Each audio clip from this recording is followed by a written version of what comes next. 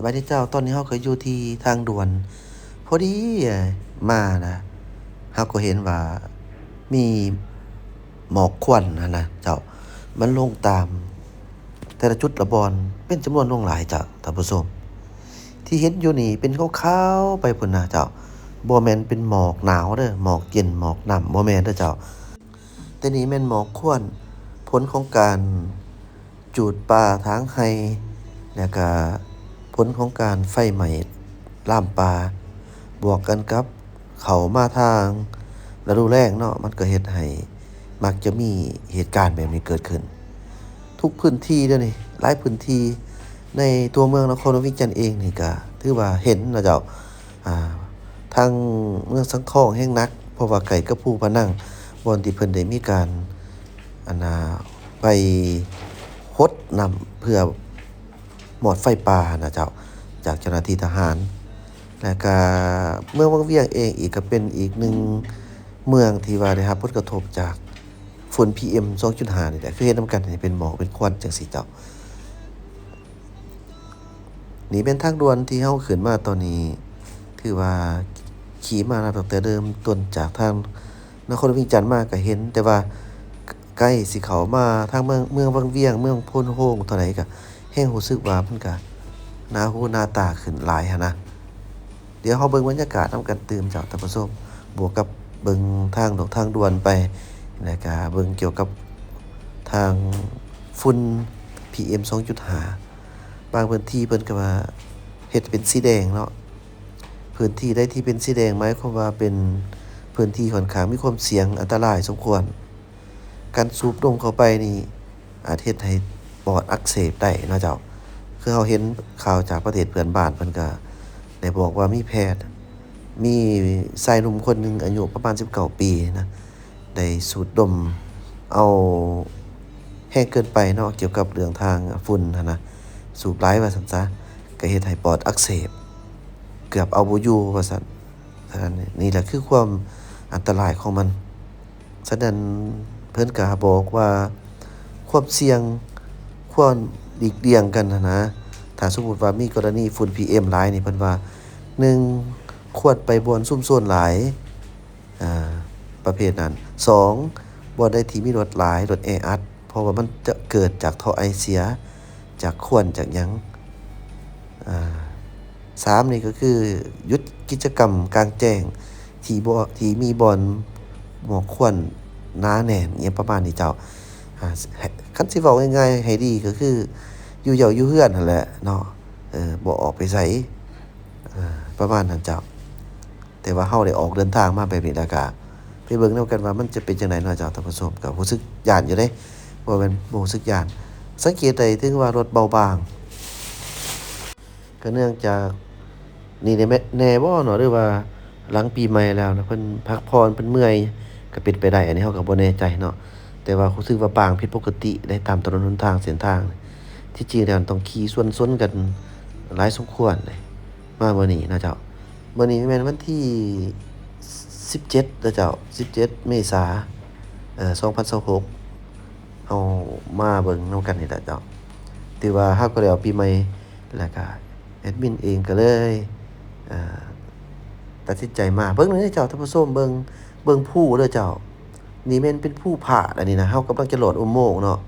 นี่เบิ่งควันขึ้นมาจากภูผานี่ก็บ่แม่นง่ายเจ้าหมายความว่ามีการจูดเด้นี่เนาะอุโมงค์ตอนนี้ก็ถือว่าแจ้งสว่างดีเจ้าแจ้งสว่างดีแต่ว่าอยู่เทิงภูผานี่ติเนาะมันบ่แม่นฝนตกมาแล้วก็มีหมอกขึ้นมาบ่แม่นเนาะเจ้าแต่มันเป็นการที่เห็นเป็นลักษณะแบบนี้มันคือควันโอ้อันตรายเด้อเจ้าอันตรายตอนนี้เราก็อยู่ในอุโมงค์ภูผาเห็นนำกันว่าไฟก็แจ้งสว่างดีแหละเดี๋ยวนี้แต่ก่อนก็มืดสมควรเติบนี่ออกมานี่เห็นเจ้าท่านผู้ชมเออสำหรับถนนหนทางมีหยังเปลี่ยนแปลงใหม่บ่นี่ก็ปกติเนาะเจ้าท่านผู้ชมบ่มีหยังเปลี่ยนแปลงหลายบางบ่อนก็เห็นว่าได้มีการอนามัยรดน้ำแหน่ต้นไม้อิหยังหั้นนะ อันอื่นก็แม่นคือเก่าแต่เฮาก็จะเห็นว่ามีสิ่งปลูกสร้างหั้นเกิดขึ้นมีอยู่เจ้าแต่ก็บ่หลายเนาะเช่นว่ามีตึกอาคารเกิดขึ้นแล้วก็มี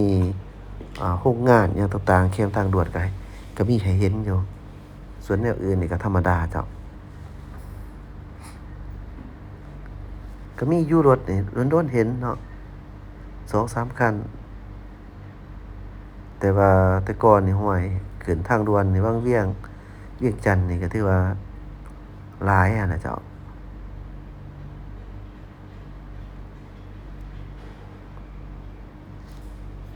มาเบิ่งมื้ออื่นเนาะ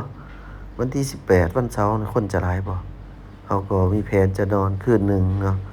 แล้วก็เบิ่งตัวจริงว่าอันน่ะถ้าหากว่ามันมีฝุ่น PM หรือว่าหมอกควันหลายเกินไปนี่ก็เบิ่งตามสภาพตัวจริงในภูกัดกลางนี่หญ้าขึ้นเต็มเบิดเลยเดี๋ยวนี้หญ้าขึ้นเต็มหมดแล้ว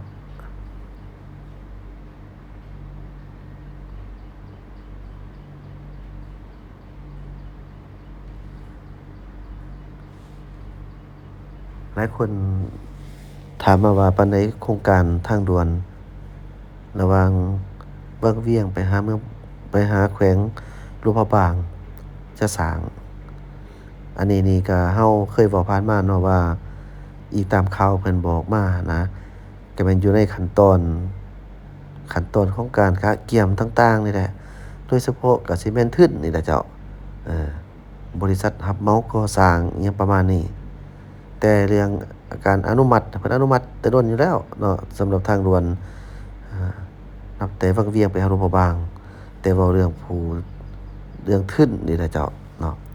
ฉะนั้นก็เบิ่งต่อไปอีกว่าจะเป็นจังไดแต่ว่าเส้นทางด่วนแต่หลวงน้ำท่าออกไปหาบัวแก้วหั่นแม่นสิเกิดไว้ก่อนซ้ำเนาะเพราะว่ามันเป็นตัวเมืองใหม่เด้แต่ว่าตัวทางหลวงพระบางหาเมืองวังเวียงนี่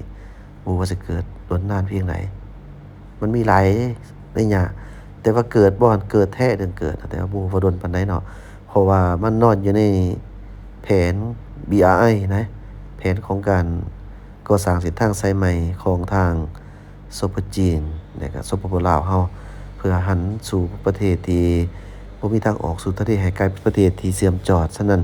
เพิ่นจะสร้างคู่ขนานกันมาตั้งแต่พู้นแล้วหลวงน้ำท่าพุ่นแหละเนาะจุดชายแดนบ่ฮ้านบ่เต้นเข้ามาตามแนวทางนี่เจ้าจนฮอดนครหลวงเวียงจันทน์เอาเบิ่งนำกันว่าโดนนานปานใดเพิ่นจะสร้างป๊าเบิ่งเนาะอันพิลึกแท้ๆอันนี้นะเจ้าเกี่ยวกับเรื่องหมอกควันนี่นะเจ้าให้ดีแท้แม่นไผจะเดินทางในช่วงนี้ก็ลองเบิ่งเนาะเบิ่งคลิปแอดมินไปแล้วก็ลองเบิ่งว่าเป็นตามาบ่คันแนะนำส่วนตัวบอกเลยว่างดก่อนช่วงนี้บ่ฟ้าวไปฟ้าวมาเทื่อเพราะว่าเพิ่นมีการรายงานข่าวว่าได้มีการมอดไฟอยู่ภูพะนังพุ่นน่ะเจ้า ประเทศเฮานี่เข้ามาสู่ฤดูเฮ็ดการผลิตนี่นะโดยเฉพาะแม่นหน้าแล้งจังซี่นะเฮาก็มักเห็นอยู่ดอกว่านี่คือกันนี่แหละเจ้าท่านผู้ชมหมอกเห็นบ่เขาเจ้าจะมีการจูดป่าถางป่าเฮ็ดไร่จูดเกือบทุกบ่อนนั่นแหละบ่อนใดที่มันเคยจูดก็เป็นต้องจูดเนาะเพราะว่ามันเป็นวิธีที่ค่อนข้างแบบง่ายสุดในการถางคันสิถางให้มันแป้นจังซี่มันก็ อันนี้ก็บ่รู้เด้อเกี่ยวกับการเฮ็ดไร่บ่เคยเฮ็ดจักเทื่อเลยเจ้าแต่ว่าตามเบิ่งตัวจริงหั้นนะเพราะว่าเขาเจ้าตัดไม้หั้นล้มก่อนให้มันตายแล้วก็จูดเนาะโอ้ผู้เป็นหน่วยเฮ็ดจั่งใดมันสิบ่เหมาะบ่ควรตราบใดที่ว่าอ่าประชาชนเฮาท้องถิ่นยังคงทำมาหากินแบบนี้ก็ทุกปีก็จะเจอปัญหาแบบนี้คือเก่าหั้นนะเพราะว่าเพิ่นเขาเจ้าก็บ่มีหยังสิเฮ็ดเด้เนาะนอกจากทางป่าเฮ็ดไร่ฉะนั้น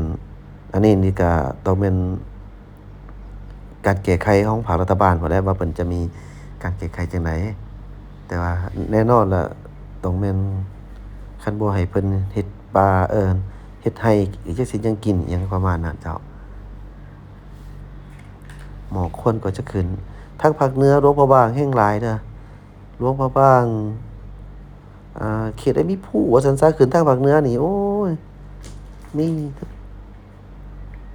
แต่ว่ามันก็จะมีผลสะท้อนต่อสุขภาพคนนี่แหละและอีกอย่างหนึ่งก็คือจะมีผลกระทบต่อการท่องเที่ยวของประเทศเพราะว่ารายรับของลาวเฮานี่การท่องเที่ยวก็คือหนึ่งส่วนเด้ที่ว่าสร้างรายรับแบบว่าบ่ได้ลงทุนอิหยังหลายนะเป็นรายรับที่กระแจกกระจายถึงท้องถิ่นแหน่ฉะนั้นก็ถ้าหากว่านักท่องเที่ยวบ่เข้ามาเที่ยวรับรองว่าผลกระทบตามมาคือกันเนาะเจ้าอันนี้ก็ต้องเบิ่งโธ่เขาขี่ไกลมานี่อยู่ในรถแท้บ่เป็นหยังเนาะแต่ว่าถ้าหากเราออกจากรถไปพุ่นเราก็จะได้สูดดมแบบบ่ต้องสงสัยเลยล่ะเจ้าแม่นไผมีแมสเนาะใส่อัดปากก็ฮักติ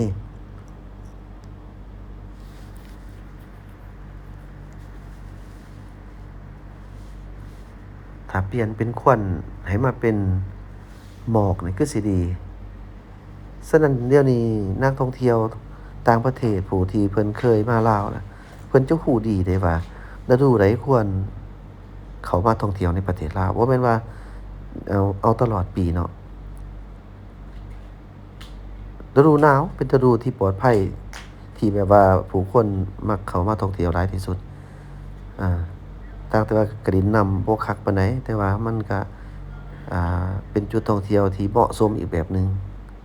ส่วนฤดูแล้งจั่งซี้เราก็จะเจอปัญหาเกี่ยวกับหมอกควันนี่คันฤดูฝนผัดว่าฝนตกไปไสก็ยากเนาะจั่งซี้ดินน้ำซองก็บ่ได้แหละมันเป็นเผลอๆแนะนำสู่นำทางก็มีแต่บูรกูลมันจะได้ฉะนั้นการท่องเที่ยวเป็นสิ่งที่จำเป็นและก็สำคัญที่สุดถ้าหากว่ามียังคงเป็นจั่งซี้ตลอดนี่เนาะแต่ละปีนี่เข้ามาฤดูจั่งซี้นี่โอ้เสียเงินหลายเดะอยู่บ้านเพิ่นนี่มีฝนเทียมเลยเนาะเจ้าคันฝนเทียมนี่แม่นจะเฮ็ดให้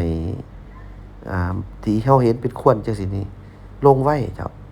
เวลาเฮ็ดเป็นฝนเทียมอะนะมันก็จะติดน้ำฝนนี่ลงมาพื้นไว้แต่ถ้าบ่มีมันก็จะอ้าวแบบนี้แหละอากาศมันร้อนมันก็คงลอยอยู่ในอากาศหยังประมาณนี้เกือบบ่เห็นรถตำอิฐแม่นบ่นี่แอดมินซูมซื่อๆเดะนี่เนาะซูมให้เบิ่ง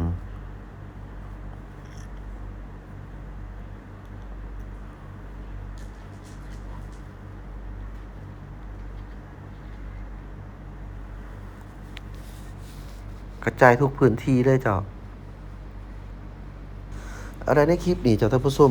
ก็บ่มีหยังหลายเนาะนอกจากที่ว่าอยากนำเสนอให้รู้เกี่ยวกับการอัปเกรดทางด่วนแหน่และก็เกี่ยวกับฝุ่น PM 2.5เนาะหมอกควันลงในช่วงนี้ฉะนั้นท่านใดจะเดินทางไปวันใดที่ว่ามีหมอกควันลงหลายก็อย่าลืม